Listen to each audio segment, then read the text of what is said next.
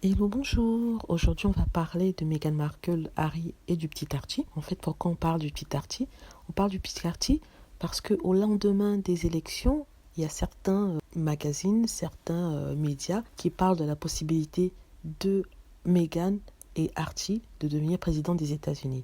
Bon, les élections semblent avoir donné des idées à ces tabloïds et à ces médias. Ils sont en train de spéculer sur les futures positions, les futurs rôles de Meghan et de Archie. Après avoir parlé de Meghan et de la possibilité qu'elle puisse se présenter aux élections américaines dans un futur proche, maintenant ils font de même avec le petit Archie en disant en fait que le petit Archie pourrait devenir le prochain président des États-Unis dans 35 ans. Ils disent en fait qu'il pourrait l'être s'il répond à 3 critères. Donc il faut rappeler que Archie n'est pas un prince, il n'a pas de titre, donc il peut très bien se présenter dans n'importe quelle élection, que ce soit aux États-Unis, parce que c'est une des conditions. Il faut aussi rappeler que puisqu'il est né de Harry et de Meghan, il a automatiquement la double nationalité anglaise et celle des États-Unis, américaine. Donc, qu'est-ce que ça lui permet de faire? Ça lui permet de vivre aux États-Unis sans visa, ça lui permet de se présenter aux élections, que ce soit en Angleterre ou aux États-Unis, mais il y a certaines conditions qu'il faut qu'il remplisse.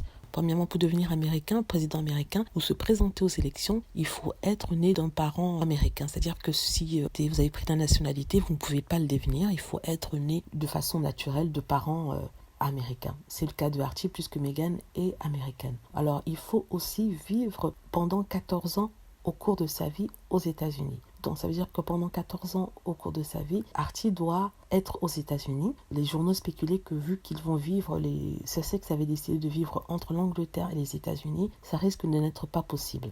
Encore une de ces bêtises de ces journaux. Donc, il est évident que Archie, si Meghan Markle et le prince Harry choisissent comme résidence principale les États-Unis, il aura une éducation américaine, donc il sera acculturé à ce pays-là. Donc, c'est encore un autre point qui rentre en sa faveur. Ça, on va dans le sens où il pourrait souhaiter être président. Alors, pour qu'il soit président, il faut qu'il ait plus de 35 ans. Donc, voilà où les journaux, dans ce cas-là, ont été un peu idiots de parler d'un futur qui est quand même lointain. Donc on rappelle que le petit Archie a 1 an, presque 1 an et demi, donc il faudra attendre 33 ans pour pouvoir parler d'une éventuelle ambition présidentielle. Donc en fait, ce sont des petites histoires idiotes comme ça que les tabloïds des médias, que ce soit anglais et internationaux, écrivent parce qu'ils n'ont rien d'autre à écrire, parce qu'il faut écrire sur Archie. Donc ils ont fait cette vidéo-là. Si Archie veut devenir président, pourquoi pas, c'est son droit. Il est autant américain qu'anglais. Et s'il veut se présenter, pourquoi pas. En tout cas, ça fera une belle jambe à certains détracteurs de Meghan Markle si son fils, dans 35 ans, devient un président américain avec des connexions royales. Donc voilà, j'espère que vous avez aimé la vidéo. Si vous souhaitez soutenir la chaîne, n'hésitez pas à cliquer sur le petit lien en dessous pour pouvoir faire don d'une petite pièce ou deux pour le travail sur cette chaîne. Ça m'aiderait bien et ça me ferait plaisir. En tout cas, merci d'avoir regardé. N'hésitez pas à cliquer sur like si c'est le cas, à vous abonner pour plus de vidéos et à cliquer sur la petite cloche afin d'être averti lorsque je poste une nouvelle vidéo. Merci.